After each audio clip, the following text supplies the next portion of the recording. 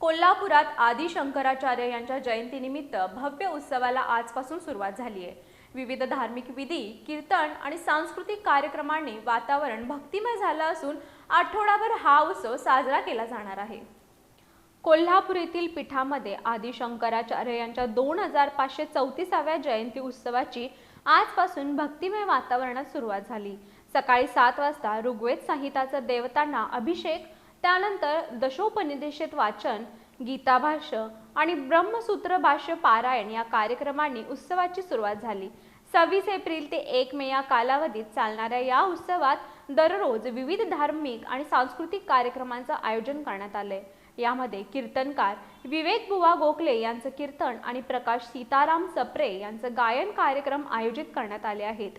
30 April रोजी विविध क्षेत्रातील मान्यवरांना पुरस्कार देऊन सन्मानित करण्यात येणार आहे। तर 1 मे रोजी महाप्रसाद आणि पालखी प्रदक्षिणेसह उत्सवाची सांगता होणार आहे। पालखी शहरातील प्रमुख मार्गावरून काढून महालक्ष्मी मंदिर कोल्हापूर इथं दर्शनासाठी नेण्यात येणार आहे।